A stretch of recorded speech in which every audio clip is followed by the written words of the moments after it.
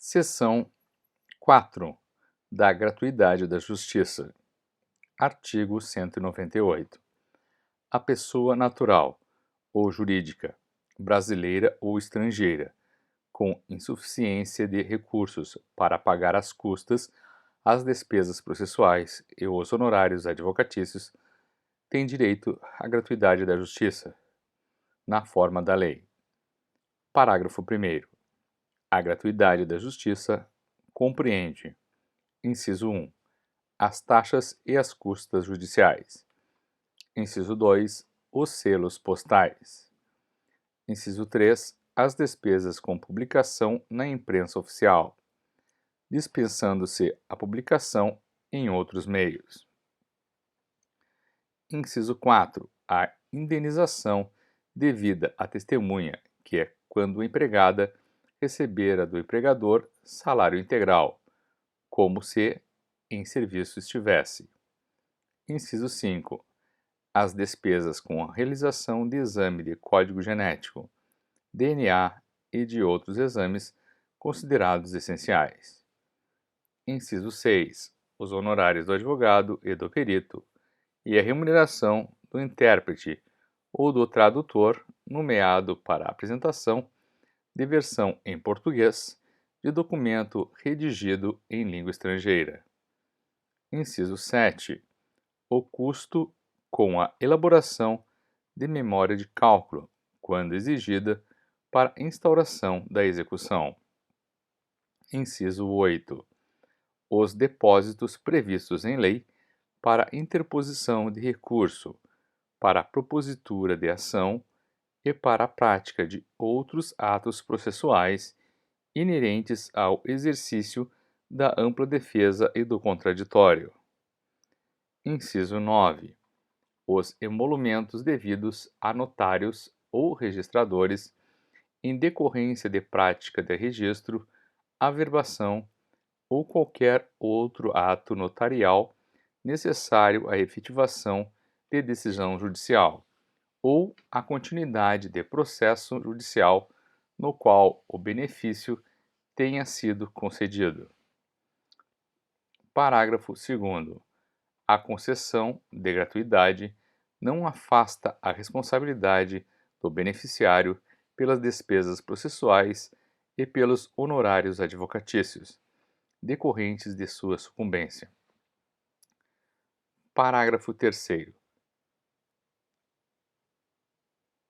Vencido o beneficiário, as obrigações decorrentes de sua sucumbência ficarão sob condição suspensiva de exigibilidade e somente poderão ser executadas se, nos 5 anos subsequentes ao trânsito em julgado da decisão que as certificou, o credor demonstrar que deixou de existir a situação de insuficiência de recursos que justificou a concessão de gratuidade, extinguindo-se, passado esse prazo, tais obrigações do beneficiário. Parágrafo 4º. A concessão de gratuidade não afasta o dever de o beneficiário pagar, ao final, as multas processuais que lhe sejam impostas. Parágrafo 5º.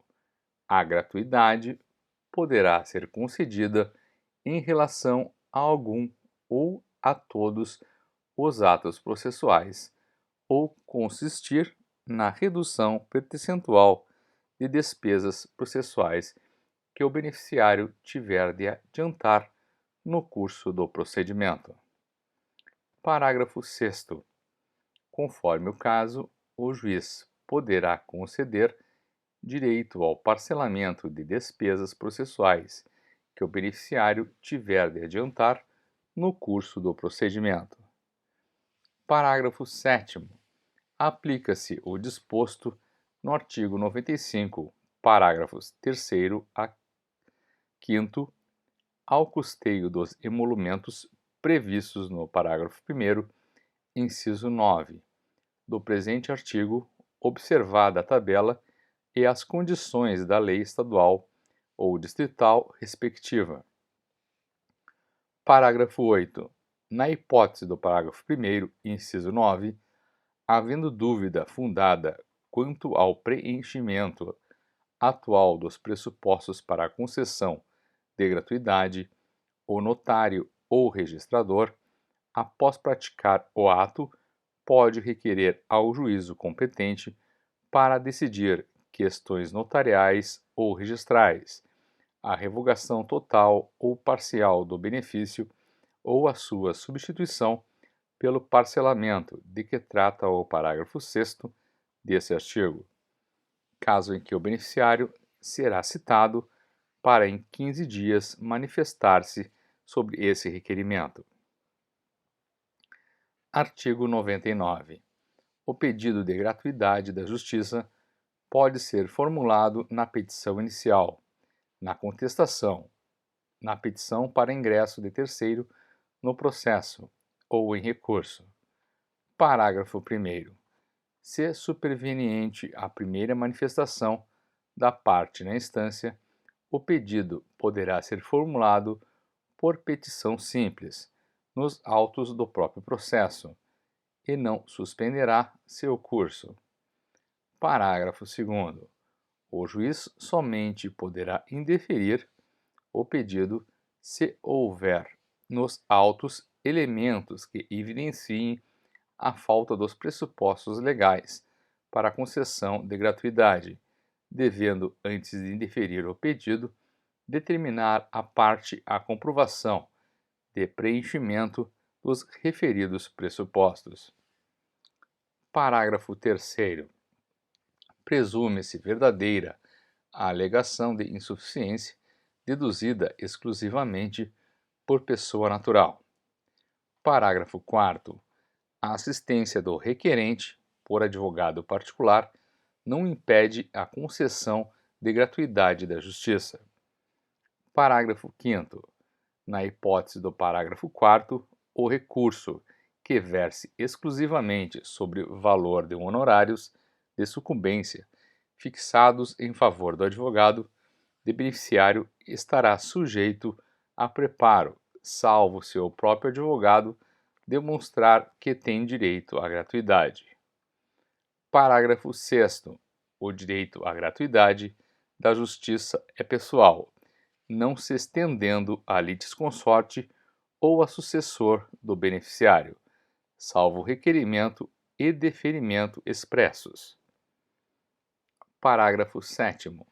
Requerida a concessão de gratuidade da Justiça em recurso, o recorrente estará dispensado que comprovar o recolhimento do preparo, incumbindo ao relator, neste caso, apreciar o requerimento e, se indeferi-lo, fixar prazo para a realização do recolhimento.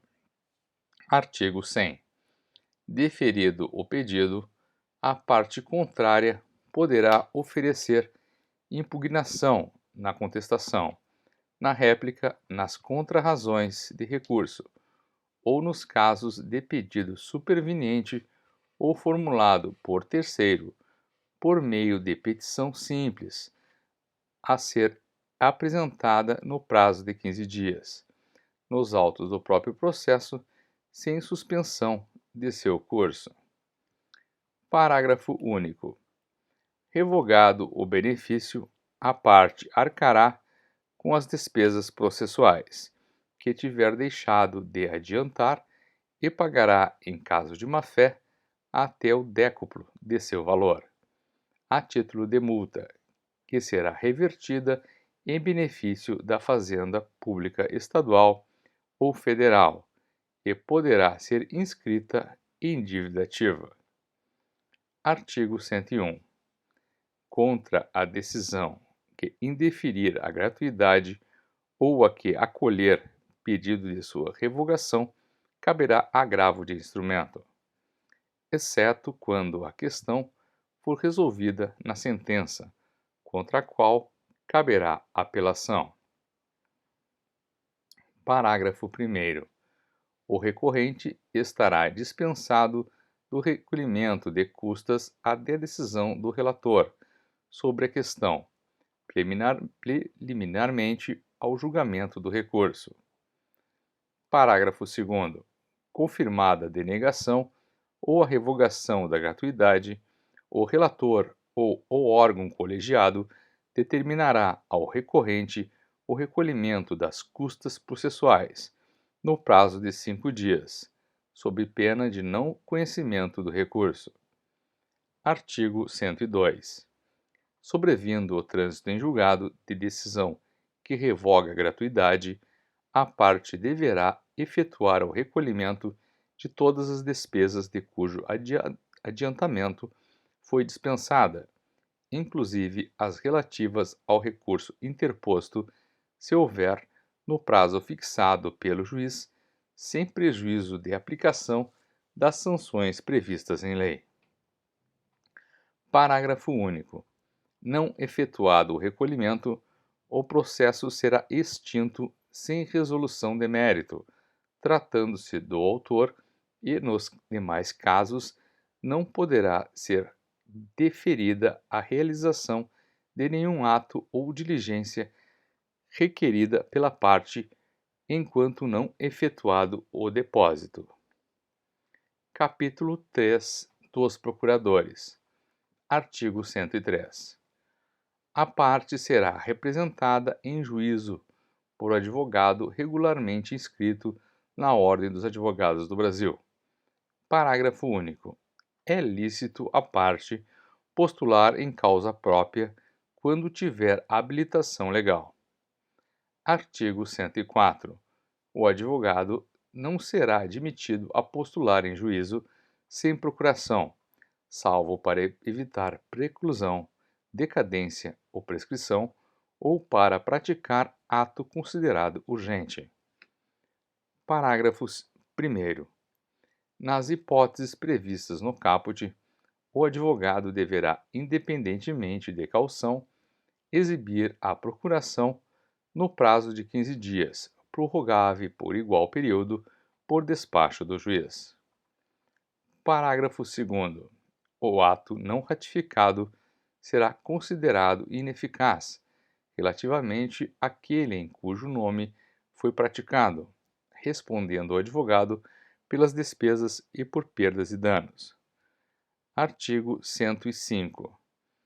A procuração geral para o foro, outorgada por instrumento público ou particular, assinado pela parte habilitada o advogado a praticar todos os atos do processo, exceto receber citação, confessar, reconhecer a procedência do pedido, transigir, desistir, renunciar ao direito sobre o qual se funda a ação, receber, dar quitação, firmar compromisso e assinar declaração de hipossuficiência econômica que devem constar de cláusula específica.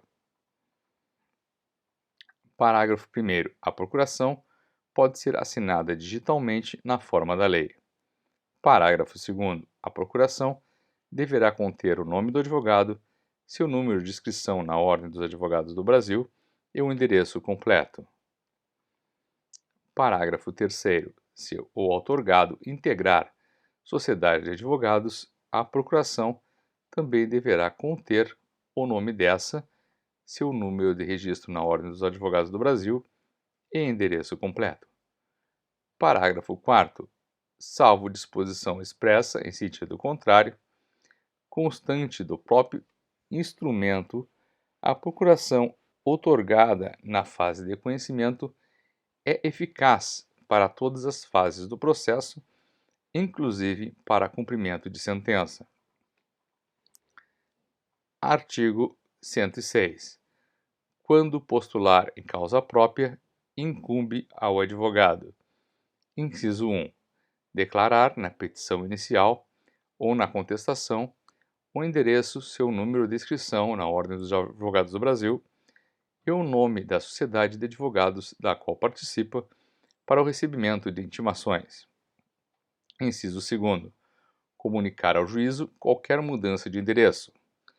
Parágrafo 1º. Se o advogado descumprir o disposto no inciso 1, o juiz ordenará que se supra a omissão no prazo de 5 dias antes de determinar a citação do réu, sob pena de indeferimento da petição. Parágrafo 2º. Se o advogado infringir o previsto no inciso 2º, serão consideradas válidas as intimações enviadas por carta registrada ou meio eletrônico, ao endereço constante dos autos. Artigo 107. O advogado tem direito a: inciso 1. Examinar em cartório de fórum e secretaria de tribunal, mesmo sem procuração, autos de qualquer processo, independentemente da fase de tramitação, assegurados a obtenção de cópias e o registro de anotações, salvo na hipótese de segredo de justiça, nas quais apenas o advogado constituído terá acesso aos autos. Inciso 2º. Requerer como procurador vista dos autos de qualquer processo pelo prazo de 5 dias. Inciso 3º. Retirar os autos do cartório ou da secretaria pelo prazo legal, sempre que neles lhe couber falar por determinação do juiz, nos casos previstos em lei. Parágrafo 1º. Ao receber os autos, o advogado assinará a carga em livro ou documento próprio. Parágrafo 2º. Sendo o prazo comum às partes, os procuradores poderão retirar os autos somente em conjunto ou mediante prévio ajuste por petição nos autos. Parágrafo 3º. Na hipótese do parágrafo 2º, é lícito ao procurador retirar os autos para obtenção de cópias pelo prazo de 2 a 6 horas, independente de ajuste e sem prejuízo da continuidade do prazo. Parágrafo 4º. O procurador perderá, no mesmo processo, o direito a que se refere o parágrafo 3º, se não devolver os autos tempestivamente, salvo se o prazo for prorrogado pelo juiz. Parágrafo 5º. O disposto no inciso 1 do caput deste artigo aplica-se integralmente a processos eletrônicos. Capítulo 4. Da sucessão das partes e dos procuradores. Artigo 108.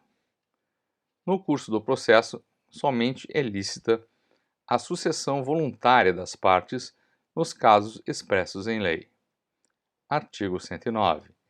A alienação da coisa ou do direito litigioso por ato entre vivos a título particular não altera a legitimidade das partes. Parágrafo 1º. O adquirente ou cessionário não poderá ingressar em juízo, sucedendo o alienante ou cedente, sem que o consinta a parte contrária. Parágrafo 2º. O adquirente ou cessionário poderá intervir no processo como assistente desconsorcial do alienante ou cedente. Parágrafo 3º. Estende-se os efeitos da sentença proferida entre as partes originárias ao adquirente ou cessionário. Artigo 110.